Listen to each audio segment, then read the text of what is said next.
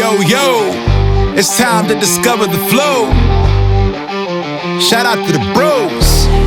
You know, I like to welcome everybody to discover the flow. No matter how you discover the show or discover the bros, now you about to see how far we can go, because it's time for discover the flow. Yeah, cowabunga do. You know live is how we come to you. Turn the levels up when you hear the boys coming through. The Pod Squad giving you just what you need, hitting you with a new special guest every week. Don't you dare hit skip, man, it's Tristan and Gibb. DTF Pod about to take you on a trip. Mega Ran bring the heat, yeah. But be clear, I wasn't even supposed to be here. Welcome to Discover the Flow. No matter how you discovered the show or discovered the bros, now you about to see how far we can go, because it's time for Discover the Flow. Let's start the show.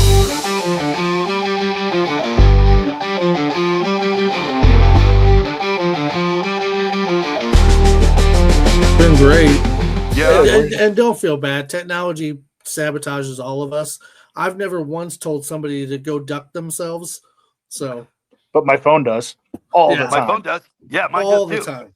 I swear to God, All I'm thinking about giving this one back, because it does the weirdest crap. And, you know, like half the time I'm going, what the hell? You know, how is this I get doing teased this? for being an Android user. So, Yeah, I have an Android phone too, and I sort of like it better.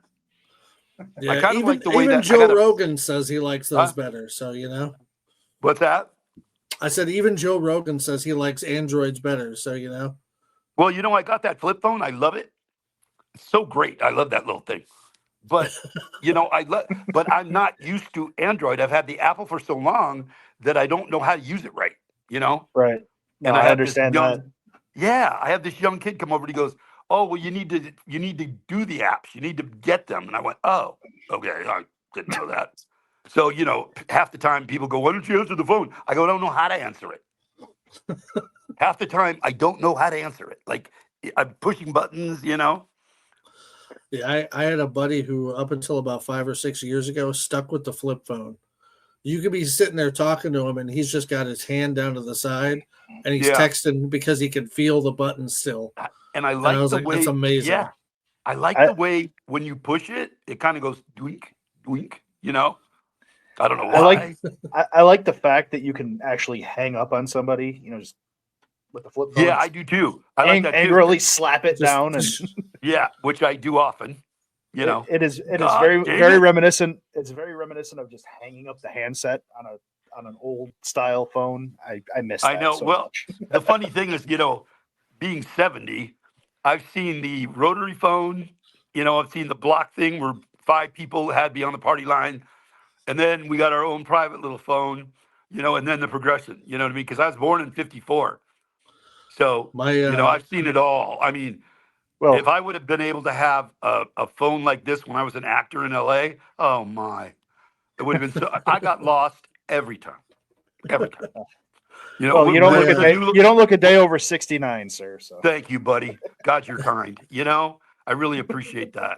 Now I'm gonna kick your ass. I can't believe how nice he is. You know, how big are you, dude? My ex, he's not that big, trust me. And my no, you tower over me. It's okay. Her parents still have they still have an answering machine where when you call, they can listen and hear if they want to talk to you or not, because the answering machine know, talks out throughout the house. Yeah, really. Screening phone calls. That's crazy. Yeah. I know. It's like I mean, it's lost technology. You know, half the time I just go, why don't we just go back to being simple, man? You know, there was, you know, I would say like you know, I don't know, but just simple, man. I mean, your phone does too much crud. It blows my mind. I mean, my kids go, well, you know, if you hit that button or that button, I'm like, what? It does what? You know, if you hit it on the back 3 times, it'll. Yeah, that's what my daughter's 12 years old. She rolls her eyes all the time at me, you know, like, oh, good. And I'm like, I don't know, honey, how to do it, you know. I go, do it slow. Tell daddy slow, you know, because she's going, all you have to do is open it up, click the button. I'm like, honey, slow, you know. I don't know what this is made for me. I want to talk to somebody. I don't need the internet. I don't need any. You know, I'd rather just have a phone for phone's sake and then have something else for, you know, because it's just a joke. I mean, I'm so tied to my phone now, I can't leave it. Yep. You know, and we used to 100%. remember we used to leave no phone. Oh, Not to worry about oh, carrying God. a phone. You went Yeah. home and hold, the answer machine. You were tethered as long as that Oh. cord would stretch. Yeah, Yes, but you and could that's hang it up and walk out the door and not have to worry about people calling you. I used to right? you don't I realize miss how that. nice that was. Yeah. You know, And you then never they had to worry ruined about it by inventing the beeper. and I had a beeper, of course. Yep. You know, because Yep. my agents would call the place and they would beat me, but then I'd have to get off the highway, and call on the payphone. God. Oh God. And sometimes very sketchy neighborhoods of Los Angeles, I would have to get off, See, Thank you God I'm got as big as I was. the messages from your agents when they would beep you. If I didn't respond to mine, I would get beat in. So Yeah, right. I mean, they're always going, they were like, well, many times like, how come you didn't have that? I don't know. I didn't have my beeper with me. I'm sorry, Oh, you didn't answer it. Now you probably lost a job. And I'm like, well, if I lose a job, I lose a job. I don't care, It's not going to kill me. There will be Yeah, another job. Yeah, I know. That's the way I used to feel about it. I mean, I'd walk into another interview and I'd get that job. So I didn't really care, I mean, if they wanted a big guy to be intimidating on their TV show, they hired you. Well, there you go. And I run into these actors on, these Comic Cons. And I know one of my buddies, Brett, he went, man, when you moved out of town, we were all so happy. And I was like, oh, I get it. Yeah. He goes, because we got work. some of us smaller guys got to be intimidating. Yeah. Yeah. Well, you can be a stud as a small guy too. I love small guys. They'll kick your ass. I don't worry about the big dudes. They can't The swing. little ones are the dangerous ones. Yeah. Hell yes, they are. And the quick ones. And the quiet Right? ones, I always go, man, that dude over there in the corner is really small and quiet. I'm watching him. I'm watching that dude. Oh yeah. These loud That's- mouths, like I spent That's enough why I time knew- around bad people to understand that one very well. That's why I knew as much as I loved him, Conor McGregor would eventually get his ass whooped. he would. Yeah, you knew he would. Those guys, you know what? Even Muhammad Ali lost. You know what I mean? Yeah, and I mean, Muhammad Ali though some of the sayings that he had were just brilliant. I mean, Oh, yeah. like if they could make penicillin out of moldy bread, they can make something out of you. Like, how do you think of this crap? That is a low key. That's a low key burn. That hurts down deep. Isn't that That's awesome? that's you, a I man. heard- You are about as good to me as fungus. exactly. That's a oh. And he was looking at this kid, and he goes, if they could make penicillin out of moldy bread, man, they could make something out of you. And I was like, oh my God, who think? I mean, just brilliant. The guy That's was a man brilliant. who I met him saw once. a pro wrestler talk his way into a sold out building. He put asses every 18 inches by just making people want to see him get beat. Is that right? Yeah, Yeah. I know. It's like these loudmouth dudes in the wrestling. They're good for something, and then you got the quiet guys, and they all have a role to play. Oh yeah. But Everybody's got a spot.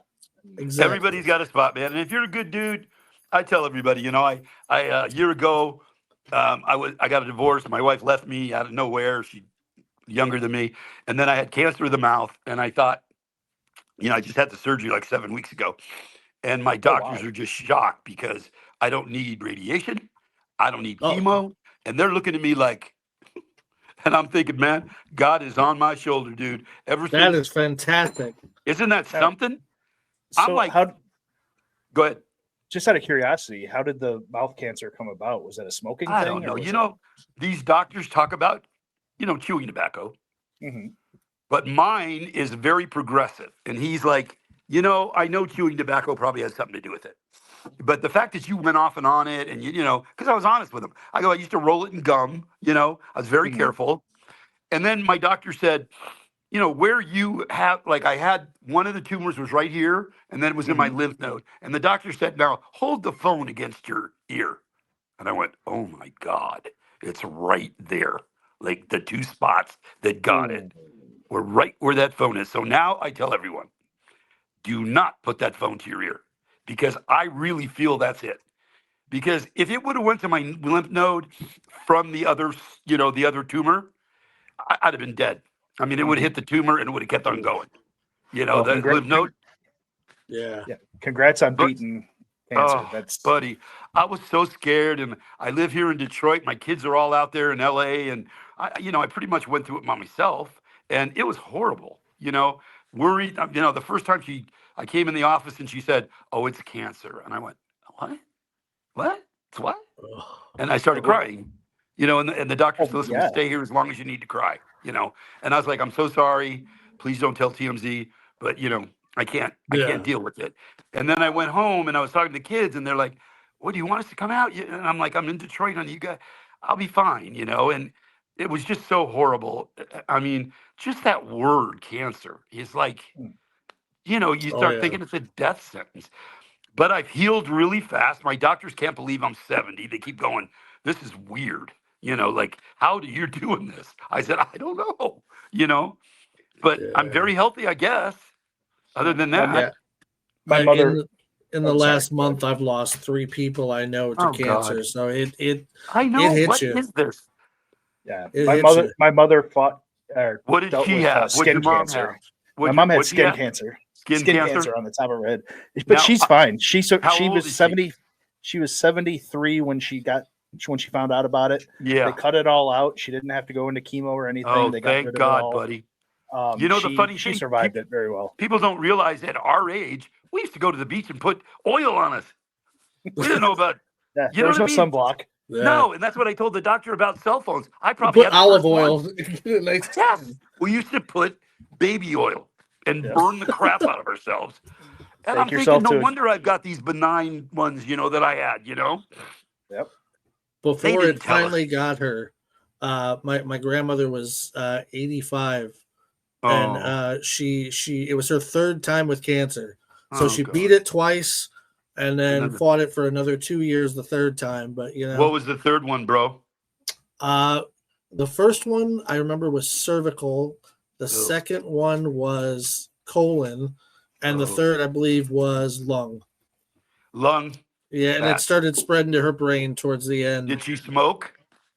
She did. She stopped smoking cigarettes the last couple of years, and it was just a little weed and some edibles. So I like that too. If that's going to cause cancer, I'm going to get it there. Right. But it's like, it's just amazing how everybody now's got it. So there's something going on, man. I mean, the stuff we eat or whatever. Nobody in my family who lives out there in the West has cancer. None. I thought, I'm never going to get cancer. My mother, everybody, nobody, even nobody I knew as a best friend or whatever had it. Never heard of it until I moved out to Chicago, and then everybody's got it. And then when I moved to Detroit, everybody's got it.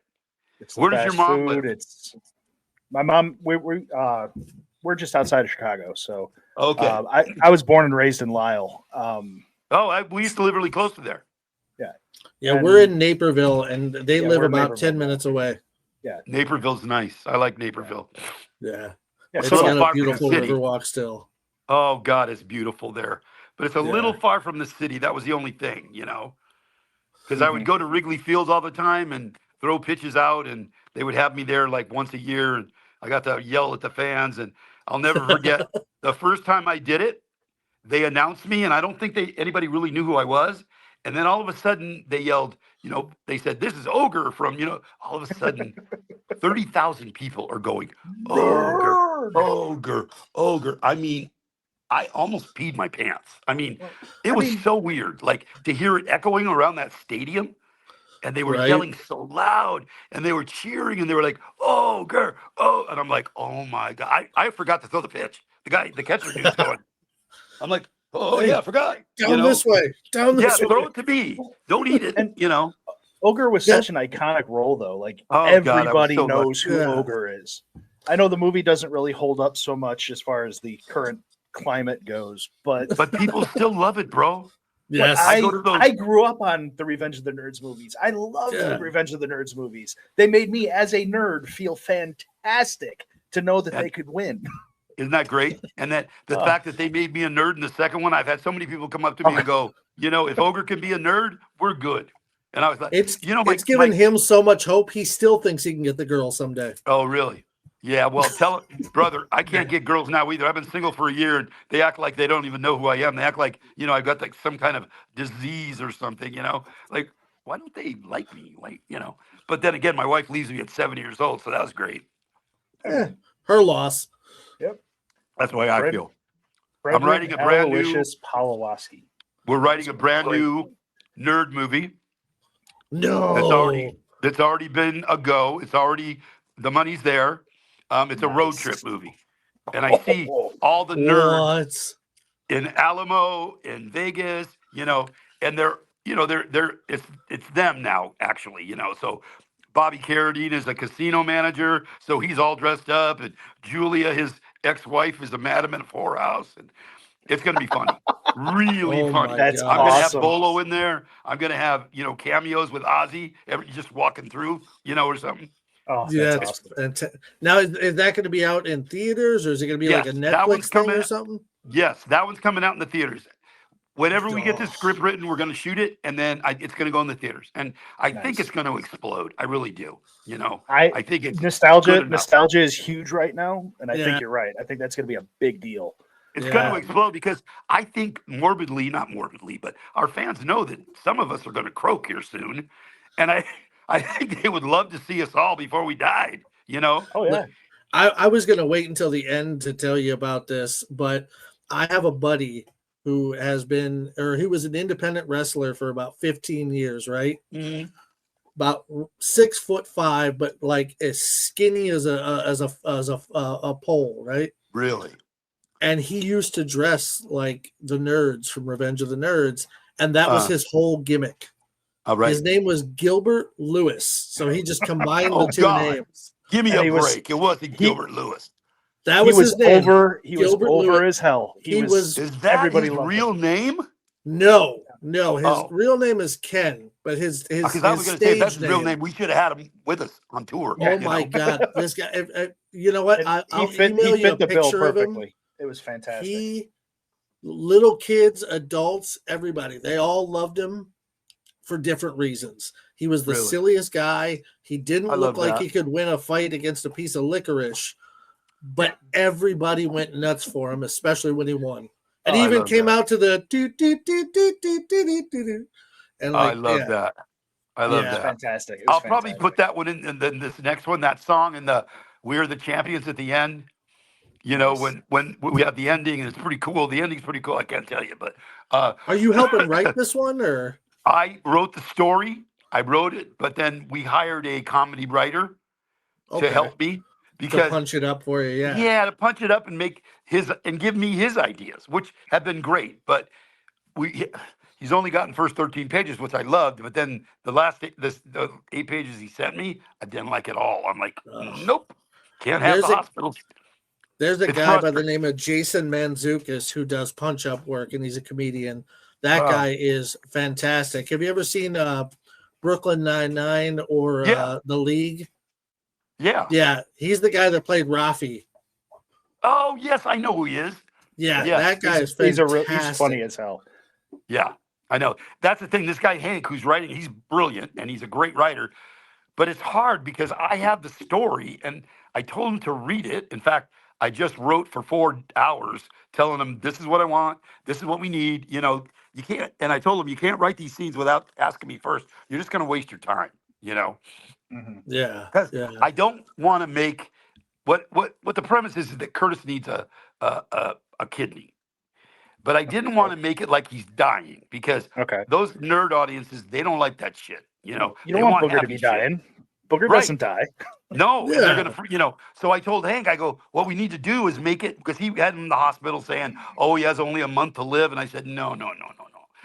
Let's do it at a bar, and and let's blame the insurance company because everybody hates insurance companies. So I said, we'll make it like it. The only reason why he hasn't been able to do it is because the insurance company won't pay for it. But then they find out that I'm rich. We went down to Mexico. Curtis thinks the insurance, and I paid for it. And so that's way better, Oh yeah. Because these they don't want to see bad shit. I mean, they don't. They don't want to see. No, they want to laugh. They want to feel good. They want to see and hear references to the old shit that they love. And making that's Ogre, what they want. turning Ogre into a super successful person. Just turning into what? You guys keep freezing out on me. What'd you say? Turning Ogre into a very successful person with a lot of money. That's really kind of cool. Like that. That makes it even better. This came from Curtis, and this is my real life. I mean, I have done so well in the stock market; it's a joke, and I'm dumb. So, I remember Curtis saying, "Can you imagine if people listen to this conversation about you and Brian talking about the stock market? It would blow their mind." So, I remember him saying that. So I thought, I'm going to make that. It's true. It's really true. So, you find out that he's got an Escalade. Nobody knows because where we live, we drive golf carts everywhere. Mm-hmm. And Tommy Chung, I'm hoping to get to play the sheriff in the town, and he has a little golf cart, but he hates marijuana. He looks at us and goes, "You friggin' losers are smoking the weed," and we're like, "Tommy, what the fuck are you talking?" A straight-laced Tommy Chung. That's amazing. I love to make people, I love to do that, make the nerds like all dressed up. And Brian is going to be in the Alamo. And I thought that's going to be funny because his Asian accent is going to play, Davy Crockett because nobody else wants the job. So he has to play, "Oh, I got Davy Crockett," and when we see him, we're going to go, "What the hell are you doing? You can't play Davy Crockett. He's an American hero." He goes, "I get nobody to get the job. So me, my wife and daughter, I love that stuff. I love That's the stuff that people need nowadays. Like, I know. And something good and healthy to laugh serious, sad shit. Buddy, I think I'm hoping. You never know. But God's will, I think it's going to explode. I really do. I think it's going to be. We'll be hoping for you too, because we want to see it a success. Thank you, buddy. I appreciate it. Yep. I've had enough struggles this past year, and I've found these producers, this guy Kevin, they like drop from God. You know what I mean? Like I've never had anybody offer me stuff. And Kevin's, I did a movie called Hands that's coming out in March on what is it? All Black Network. And what is that called? It's called BET. All Black. Oh, All Black Network. Oh, that's actually what it's called. Oh, okay. I was thinking you're talking about BET. I'm the only white guy in the whole cast. Seriously. That's genuinely what we thought. We thought it was just BET. No, everybody thinks it's BET, but it's this All Black Network. They put money into the film. They did it for like $1 million. So I don't know what they put in, but I told Kevin on this one, nobody else is going to be a part of it because I don't want anybody taking away creative control or So he's trying to push it out to 1,000 theaters at first, which is good. I think a model that might be good for you guys to try, and Kevin Smith does this. He will take a movie that he's just made and he will go out and tour it. So he'll show the movie and then come out and do a Q&A afterwards. Really good. So they're selling out theaters. They're selling tickets for more than they normally would, and people get the experience of getting to talk to one or two of the creators or cast members. Maybe that's a model for the new Revenge of the Nerds, I think it's brilliant, and of course now we got that social media, and that's all. They don't watch TV anymore; they watch social media. So we know if we, just scour social media with the nerd movie and it's going to really help, Yeah, but people also still like a live experience too. So I think that would do pretty good. I agree. I think we need to do that. Like we'll take a certain city after the movie's over, to talk to them. Because I wrote it. I mean, it's mine. Where'd you guys go? You're breaking up. Having trouble connecting. My head is working. Yeah, your connection seems like it's having trouble connecting. Close to the router. You guys still there? Yeah, we're still here. Interesting. I don't know. You guys still there? No, we're still here. You keep cutting in and out. So, are you plugged in or anything like that? I think we lost him. Hopefully we get him back, but If not, that was an amazing 23 minutes. Right.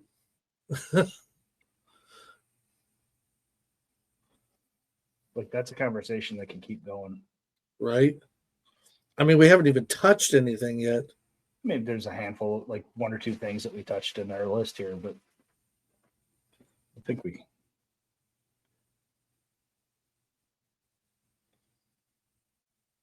I feel like we lost the connection here because yeah, I don't want to remove him from the studio yet, but yep, he just cut out. He seems like a fairly intelligent guy. He might try to use the link and come back in.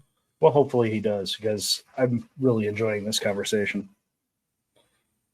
We haven't, like, I want to know about this life makeover thing that he talked about, and some more experiences from the set of Revenge of the Nerds and stuff like that. But he's talking about things that are fucking relevant. I love it. Exactly. And to find out, like, which possibly might.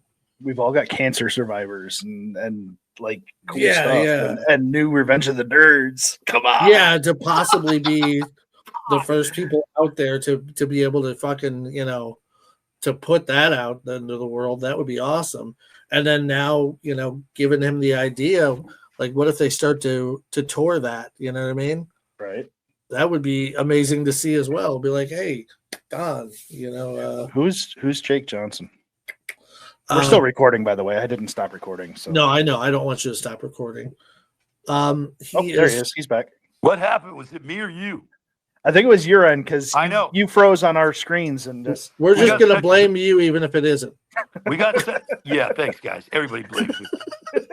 My kids, my ex-wife. Everybody. It's only because you're too far away to kick our asses. That's it. Well, I'm used to getting blamed, so I take it like, yes, of course I'm to blame. I have a 20-year-old son. I know what it's like. Oh, it's a 4.5-hour drive. If you really want to come back to Chicago and kick the shit out of us, you're more than welcome. I was just there for a gala. I wish I would have known. I was just there for a gala. I could have came and kicked your asses. Oh, that would have been fantastic. And then I could have TMZ follow me to show that the 70-year-old man could kick your ass. Well, we're both in the professional wrestling business. So if you need someone to kick the ass of in the new Nerds movie, good. We're there to take an ass whooping. Oh, yeah. What do you mean you guys are in the wrestling business? What's that mean? He's been a manager for 20 years or plus. I've been in the ring wrestling for 25 years. Really, bro? Yes. Wow. The independent scene in Chicago for most of my life. Is that a pretty big deal in Chicago? I lived there for Chicago. It's still a pretty big deal, actually. There's really quite a few companies out here. Wow. The show we did about a week and a half ago, we had like 300 plus. Really? Yep. Yeah. Jesus, man. Yeah, I was just in Chicago. Not last February 8th. I did a gala for the kid firefighter kids. They have this charity, I forget the name of it now. Some kiddies, like fire kid, and it's for terminally ill children. And I loved it. I love doing that stuff, man. I mean, that gives me more pleasure than anything. Giving back, and I loved it. It was so nice. 1,500 people, man. Giving a lot of money. Yeah, so you do a lot of charity work? I do. I try. When anybody asks me, I do it. And I always tell them, I go, if you know somebody else that needs me, I'll do it. I love hearing about people that I consider celebrities. People that have been in movies and stuff like that really like to give back. I love that. I've always been that way, bro. There's a blessing. There's a certain amount of blessing that you've got that you really need to. I feel like people need to give back to the world. And I think, God has stayed with me because my heart was pure no matter what I did. Because I found out from my childhood I had PTSD. And I kept wondering why I make these terrible decisions in my life. Though a lot of reasons. But, I was always kind of a good person. But now people know when I talk to them that I'm a really good person, And I'm not blowing my own smoke. I'm just, I wanted to be there for the kids, and there was a couple of kids that wanted to meet me, and I couldn't believe how sweet they were, and they know they're dying, and it's so sad, but I just love that stuff. Anytime anybody calls me for a charity, I do it. That's why I love the stuff that Make-A-Wish does. Oh, me too. Because a lot of the people connected to it, they refuse to say no. Yeah. You know what I mean? And that's just showing something in how your could you say personality no and to your that? heart. Right? I don't did learn understand. something. I did learn something a couple of years ago, though. I have a brother who's special needs. And about 10 years ago, my mom told me, she goes, "Oh, Make-A-Wish is going to grant your brother's wish." No way. I was a little ignorant at the time, and I was like, "Oh my God, I thought they only did that for terminally ill children." Yeah, and she's me like, too. No, he's not dying. He's not dying. I was like, Oh, "Oh, good. okay." Yeah, you're like, what I was happened? like, well, a hell of a way to tell me. You know what I Thanks mean? a lot. Preface this, Ma. You know what I Right? mean? Like, he Yeah. ain't dying, but you know what I mean? Because you're like, I'd be like this. What? Yeah. You know, he's dying. Oh. Oh my God. I'd be all right if I they told tried to me be that's happy, how so, I was you know. dying, but you know. So, Yeah, I've died on stage a couple times, but other than that, I've died in the ring a couple times, so I Yeah, know yeah, I how bet you you feel. did. I bet Me you did. too. So this podcast goes out to, is it live or? No, we don't do it live. Okay. We only use the audio. The only part we use from the video is like we'll take a picture of the And a three of couple us of together clips. Okay. to promote it, and then sometimes we'll use some of the audio clips to help promote it ahead of time. Oh, good. Yeah. But I had a lot of people in Chicago I know, so it'd be great. that's fantastic. Yeah. Yeah, I lived there I lived there in Skokie, and then I lived in, then we moved to Indian Head Park. Okay. I know where that is. From Skokie to Indian Head, yeah, and then we moved to Detroit, all for my ex-wife to get her jobs. I mean, I actually gave up my career, We to actually move. have a buddy. His name is Mike Prater. We always say he kind of looks like you. That he name's met familiar. you. Well, he met you a couple of years ago at some political event, I guess, where his wife was running. Okay. She was running for a DuPage County position. Oh, I think thought might have it been was like comptroller. I thought it was the sheriff that I was there for. Possibly. It might have been because they went to a lot of different political stuff. When they were married. Yeah. I did that for this guy that won, and then the buddy that I thought he was my buddy never talked to me again. So he got what he wanted. See you later, dude. Well, our buddy Mike was so proud to show us that photo too when he took one. People are so incredibly nice. It's like Jason Momoa played me on Saturday Night Live. Really? I mean, people, and when I talked to him, he said, "You're a legend, my friend." He goes, "You opened up the door for all of us big actors to do other stuff than just grunt." And I couldn't believe it. I mean, I was like, and now I get it. Before I used to be not humble. I'd go, "Oh, really? Really?" You're really not believing it. But now I get it. Now I get the fact that they really feel that way. And I'm so blessed, Yeah. Most people, actors, even the stars aren't recognized. They'll recognize me wherever I go, That's because people like you, like we connect you with a piece of our childhood that we're happy with. Yes. You know what I mean? Positive Revenge of the memories. Nerds made us laugh. Bloodsport with Van, like it made us excited and made us want to go out and fight and learn how to fight. Learn martial arts. I've heard that from so many people. Like the buddy that did the gala. He goes, "At 8 years old, you turned my life around." He goes, "I started doing martial arts. I was not going to let anybody kick my butt, and you are the one that made me go." Nobody talks about John Clark because he is a jerk, but he's an asshole. I mean, I can say that publicly too because that's why they say don't meet your heroes. You know what I mean? Because oftentimes he's worse than an asshole. Okay, this guy's a jerk. So I'm just fortunate that I did those two movies, and my buddy Kevin, who's the producer that's doing these movies that I've done, he looked at me and he goes, "No one knows those movies would have been shit without you." He goes, "But I do." He goes, "Did you ever get credit for it?" I go, No, they never. John Claude never even put me on the poster because he's jealous of me, Well, Bloodsport would have been way too serious. And it's not that you weren't comedic relief in that, but you brought a lighter side to it with your character. That was all my doing. The script that I saw was horrible. They wanted me to wear leisure suits. I said, "No, I'll have my wife send over I ain't wearing that shit." And Mark Castell, the producer's going, "Well, what do you want to wear?" I go, "My Harley shit."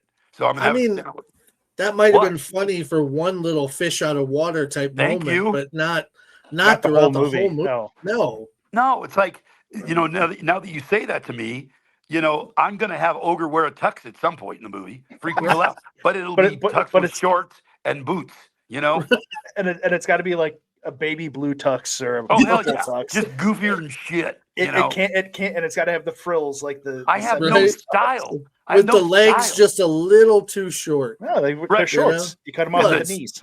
The tux shorts, they'll probably be yellow or blue, like you said.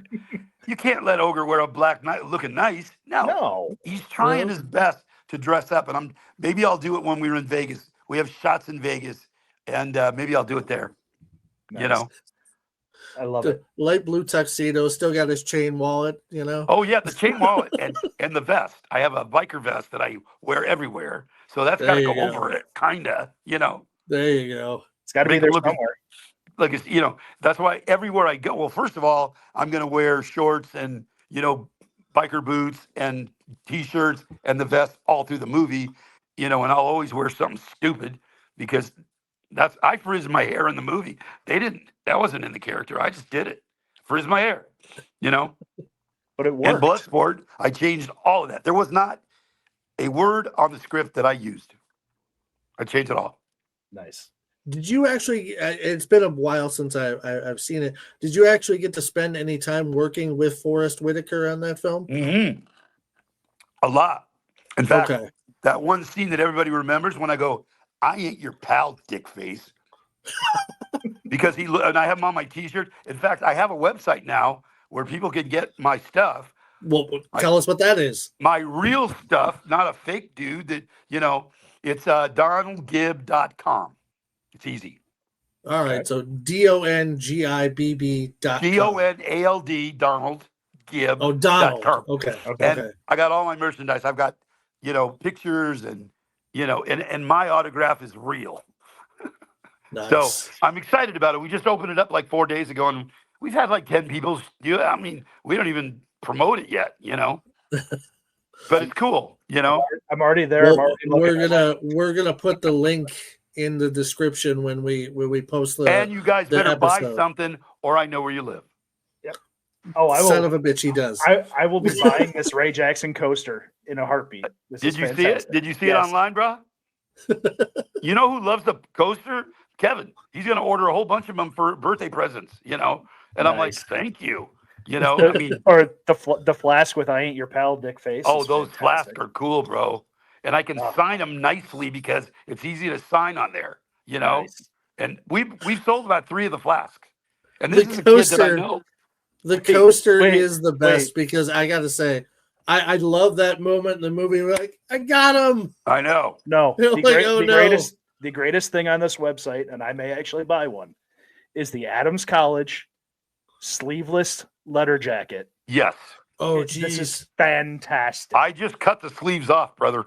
I love it. And I'll sign it. And I'll sign it, so it'll be personal to you. But yeah, the jackets sell pretty good. The trophy the football sells good. It's amazing. It's amazing. Once people have started to figure out this is a real website, they're all over it. Oh, I like this. I love it. The Harley headband is fantastic. Yep. Oh, those headbands sell like crazy. But they got to be. Most people want the black, so we got black ones, and I can sign it because everybody wants stuff. Like I'm gonna have a brick on there that I'm gonna sign saying "brick no hit back," and then I'm gonna sign it. And I'll guarantee you, people want it because they want real shit. Oh yeah. They don't want blue bandanas or red. They want black ones. They want what you wore in the movie. Yeah, Isn't that funny? They want what they saw. Yes. Oh, yes. This is beautiful. The bandana, the trophy, all that stuff. The football helmet. We got a lot more pictures we can put up there. Just my agent's doing this, and she's getting too crazy with it. She can't keep up with it because we're selling the shit like crazy. Yeah, but you know what? That's a good problem to have. Oh, I know, buddy. I'm so blessed, bro. I'm happy for you, man. The people that love me between that and beating cancer and just being here in general still, and I know, yeah. bud. So I know you do the cameos and stuff. Yeah, I do a lot of those. Sell a lot. You get a lot of those. Yeah, I do. Like, oh wow. I mean, I've done. I mean, I was looking at it somewhere. I've done in the thousands of them. Oh wow. I know, and they're so nice. I love it. I do it for a minute, and I give everybody. Of course, I give everybody like a really good thing. You know what I mean? I do personalized things. I make sure they love it. I make sure they're laughing, and people all they write back to Cameo and they go, "This is way more than we ever expected." And I'm like, "Good. I want that." I don't want anybody to say, "Oh, he must have been bored that day." No, I don't want that. Hey Tristan, we may have to go to Days of the Dead in March. Thank you. Yes, because Don's going to be there. Yeah, Days of the Dead in Chicago. Right on. Yeah. I've always kind of wanted to check that one out. I've been a consistent I think it's pretty crowded, right? one. It's a pretty good one. Yeah. That's a good one. There's a lot of people that go to that one. These Days of the Deads do good all around the country, dude. Yeah, we did C2E2 for many years, which is Chicago's version. It's Chicago's version of Comic-Con. Okay. So we got that, and then Kevin Smith, Silent Bob. He just brought. I love Silent Bob. Yes, he just brought met him the other day. Did you I really? met him like 3 months ago, and he was so awesome. Oh, such a sweet guy. He came over and bought my stuff. Let me guess, you got a hug from him, probably. He was a great guy. I just love him. He's a hugger. We've met him multiple times. We've never met him without getting a hug. He pulls you in. How does he? Does he talk ever? Oh yeah. He talks. No, he didn't talk to me. You can't shut him up. Huh? No. No. I thought for sure he would. He didn't. I was like, oh my God, he's in character. And I was like, are you gonna talk to me? No. He might have been, because when he's in character, he commits. But when he's not, oh man, they actually tell you because we did a cruise last year. Oh, see, I'd love to do one of those.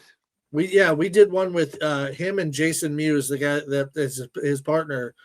And when we met them, they tell us, they're like, listen, Kevin will talk your head off.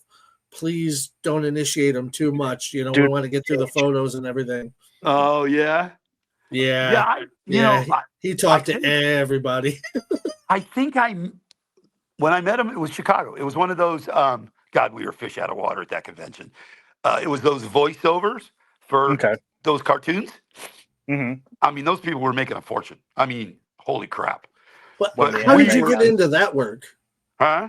How did you get into that work? Like doing voice acting in video games? Well, I do a lot of work for Guillermo del Toro. I do a lot of his monsters and stuff because he loves my voice. So anytime he does a movie, he'll have me do like 5 or 6 monsters because he knows I can throw my voice around. And I love working for him. I'm an Academy Award. How can you not? Yeah. Right. Oh God. And he made Pacific Rim, and that today he's done some great shit. Like that's one of those movies where when I saw the trailer, I was like, "There's no way this movie is going to be as good as the trailer is." And to this day, I freaking love Pacific Rim. This guy makes incredible films, bro. He's a fucking genius. His monsters are the best looking monsters I've ever seen. Oh, they're crazy. Ever. I had breakfast with Jonathan Winters and Robin Williams one day, and I thought to myself, I'm sitting here with 2 geniuses, and they kill themselves because they're geniuses. But I mean, they didn't stop for an hour. I couldn't even eat my food, And I remember thinking Robin Williams actually is that character. He's not just throwing it. He gets into that guy, and you're like, I could not believe how funny they were. I could not. My side was so. I couldn't believe it. I feel like it's weird to say because you don't know someone personally, but when their work touches you, it's still possible to feel like you do. Robin Williams is possibly the only celebrity who's ever passed that I actually shed a tear for. I know. Like that one hurt. Yeah, I hate to say it, but most of these actors just bug the shit out of me, and many of them don't want to sign autographs. They're just, and if they get really superstarish, I mean, they treat them so good on the set, bro, that they don't. I wouldn't think they could even be in society. You know what I mean? I mean, like Tommy Lee Jones on U.S. Marshals, he had a $17,000 a month apartment, and they paid it for him. And I mean, after a while, the only guy that ever told me great things was Tom Selleck. He said, "I always give to other actors." He goes, "I never let them do off-camera work without me doing it."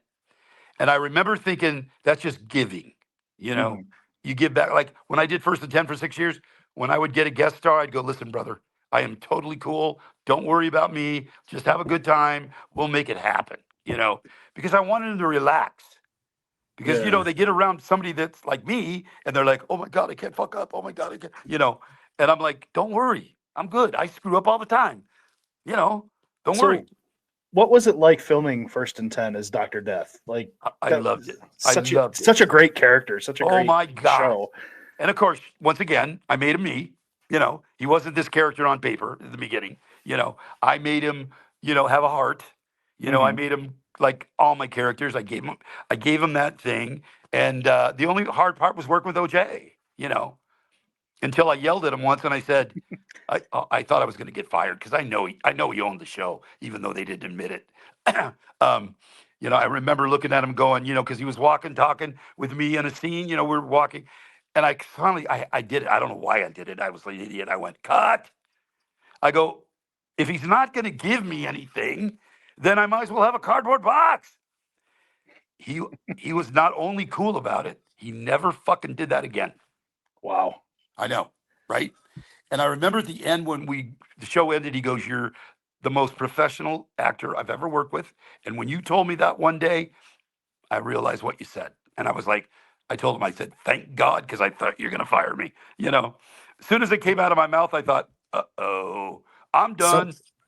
Some people just respect the honesty and they appreciate that time when finally somebody doesn't kiss their ass. And I think he realized what he was doing.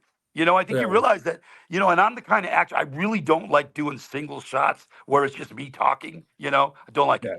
I like when I can work with another actor because I get their energy, The dialogue and the interaction. And that's why I know this nerd movie is going to be great, because I know that whenever I work with those idiots, they gave me everything, I mean, it's like, these like Tom Selleck, these guys, what's his name? I love Sam Elliott. He's like that.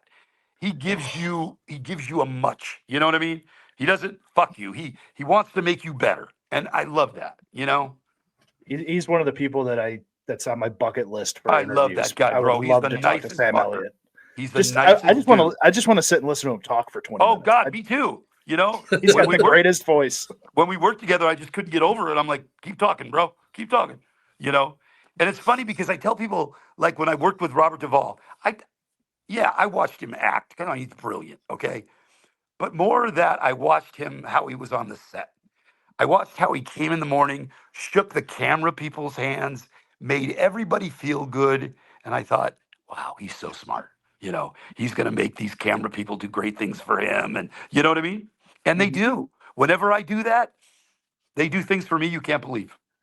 Just because I'm kind to them and I'm not a jerk, Yeah, they probably see so many assholes come and go throughout the time that they appreciate the hell out of something like that. Our business is 75% full of shitheads. You know what I mean?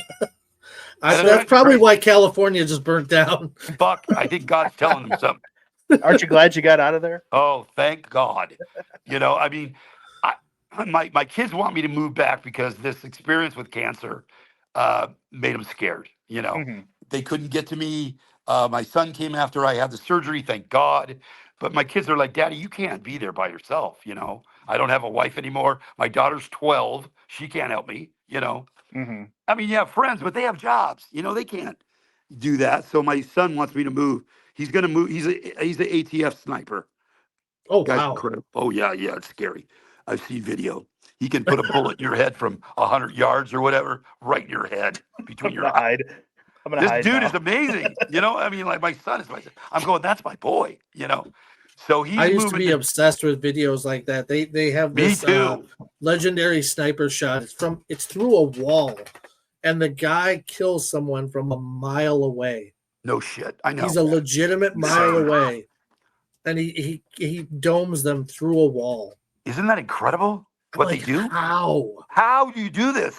And they'll sit there for hours. My son was on the roof during the riots in LA. Ooh. They put him on the roof with rubber bullets, and he said he was having the best goddamn time ever. He was just the world's greatest Nerf gun. He'd smoke him right between on the head, and he said, "Dad, they all thought they were dying."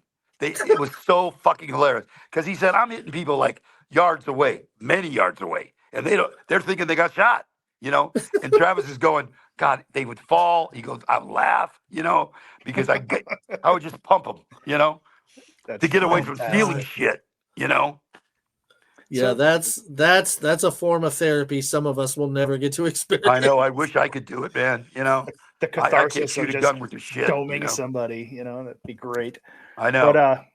But I'm curious about something. When I was doing research, research the interview, and so we could add some things to talk to you about. Yeah. I read something about between the first and second Nerds film. Yeah. That you had a life makeover. You kind of had a epiphany of some kind, and didn't like the way they were directing the character. No, can you explain that? Well, Joe Roth, who became the president of the company, Fox, I kept saying, dude, I know the character better than you do. I go, nobody should tell me what to say or how to do it. I want to stay with the script, but let me go. They kept on kind of going like, Don, come on, and I was like, no, I'm going to do what I'm going to do. If you don't like it, cut it. I don't care. So we had a little bit of a battle, but then at the end, he loved it. By the middle of the movie, they're all just like the first time. I mean, when I got down to Nerds in Tucson, they took all my dialogue away because they thought I was a stunt guy. So I felt like, oh my God, what happened here? And then once I worked for a couple of weeks, Jeff Canoe, the director, knocked on my door at the hotel and he said, guess who the star of my movie is? And I said, oh. He goes, you. He goes, Fox is watching the dailies and they can't believe what you're doing. And I said, thank you, And like Bloodsport, the director finally said, do what you want. You're him. So I can't tell you what to do, So luckily, I've always been that kind of actor where, I bring things to the thing, Mm-hmm. And like this recent movie I did, Hands, I had the script beforehand, so I was able to do things. And I brought up a lot of really cool things that I think are going to look good in the movie, just little ideas, It's But nice. It's one nice of to hear those that. things- Go ahead. It's nice to hear that directors have the faith in you to be you and to do your character the way you do it. And when nice. they don't, it sucks for me because if Yeah. I've got to read the shit that they write, I hate it. Well, it's like you hired me for a reason. Let me do what you hired me to do. Especially when they already know the character. It's bad enough when they don't know yet and they see me do it. It's bad enough when they know what I do and they're acting like, well, I don't know. And then Joe Roth finally apologized to me. He goes, I'm sorry. I don't know what I was thinking. I mean, every time I did something like that, you proved to me that yours was better. Mm-hmm. And not to mention, if you got the part, odds are it was written for you or someone like you in mind. You know in what I mean? mind. Yeah. Yeah. I personally I've done that myself. And it's just you write what you know, you write what you like, and it works. Why fuck with it? Well, that's what's really good about this nerd movie is that I'm able to write the fucking thing and I can do what I want and it's funny. You know what I mean? I know it's funny. When you were out this way, because you said you used to live out in the Chicagoland area, right? You were a spokesman for Trader Todd's Bar. Yes. And there was an Ogre beer. Yes. Yeah. What they did is they killed us because they found out that it wasn't our own brew, really. You know what I mean? Oh. So the Miller guy had a fit, and he started telling people about it, and we got screwed. Dude, I mean, Hogan's got his own beer. Maybe it's time to bring back Ogre beer. I'm thinking about it, brother. I got my website. It's like I'm having a life change here where I've got a website now, which I didn't do for 40 years. I let these other people make millions off me. And, maybe, I'm even thinking about doing stand-up comedy. I don't care anymore. What the fuck? Invest in yourself, man. That's what you got to do. That's how it doesn't even have to be comedy. You could just get up there and tell your stories. And exactly. One-man people show. will come and pay and want to sit down and see. I certainly will. I'm writing a book that a publisher saw and he wants it. So, Awesome. all my childhood stuff with the PTSD, the abuse as a child, and then going on through all the memories. And then I get to the memories of acting, like stories about Patrick Swayze.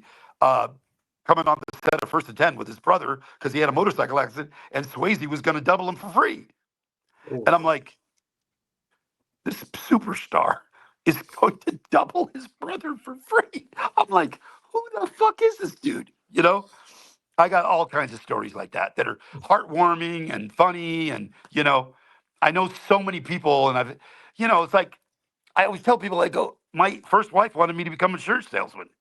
And if I wouldn't have gotten that Hershey Kiss commercial, thank you, God, I would have probably been your insurance salesman because you got to get a job. You got to, you know, of course I divorced her pretty quick, but you know what I mean? It's No like, offense, but probably for good reason. It's, oh, you know, yeah, she was definitely like really sick in the head. I mean, she was really sick. But well, guys, I better get going. I realize I love talking to you, but well, it's can you give us 7:40. like 2 more minutes just because we Sure. want to wrap this up? Yeah, we have a just gotta- questionnaire that we love to do at the end. Okay. I don't know if you've ever heard of Bernard Pivot or if you've ever seen Inside the Actors Studio, but Yes, we I have a have. little questionnaire that we do at the end. You can just do these quick. They can be Okay. 1 word, 1 sentence, whatever you want. If you Okay. want to elaborate, you're welcome to. Okay, Go ahead buddy. and start it off, Kip. All right. Donald, what is your favorite word? Favorite word? Favorite word. Fuck. Okay. Can What I is say your that least? on your show? Absolutely. Oh, yeah. Okay. Fuck yeah. What is your least favorite word? Diarrhea. What Cha-cha. sound Gonorrhea. or What? noise? What What's that? sound or noise do you love? A fart. I'm a sicko, bro. Hey, nothing wrong with that. That comes What right in sound? my head. What You're sound or talking to the right noise? people. What sound or noise do you hate? A woman's high voice screaming at me. What profession other than your own would you like to attempt? Oh God, I don't. I always wanted to be a lawyer. Well, I don't know why. Okay. What profession other than your own would you not like to attempt? I don't think I'd like to be a doctor. I don't like blood, so yeah. Creatively, what turns you on? I think people that are funny, really funny. In the same vein, what turns you off? Serious people and people that lie. This is my favorite one. You've already covered it, but you could choose something different. What's your favorite curse word? Fuck. Uh, Fuck. and then finally, if heaven exists, what would you like to hear God say when you arrive at the pearly gates a long time from now? I would like him to say, "I'm proud of you, son, because you were a warrior for me down on earth." I would love that, man. I'd cry my butt off. Well, hopefully that's the case, sir. I Thank you hope very so. much. We Thank you, appreciate guys. you coming. Thank you and- so much for your time. We You love know, talking to you. We'd love yeah. to talk to you I again. love if we talking to you. can. That's why I got right back on the thing, trying to get you back to you guys. Well, we'll if let you know when this is coming out. We'll Thank put you. the website in there, and maybe Thank we you. can sit down and talk again someday. Thanks for your kindness and We- push my website so I can make some Yep. money. And we Yes, will You definitely buy come. something. You buy something, bro. I will. You nerd. And we'll definitely try to come out for Yeah, Day of do the that. Dead. Come see me. I'd love it. All right. All right, Okay. man. Thanks, Thanks a lot. guys. Take Thank you. care. Bye-bye. All right.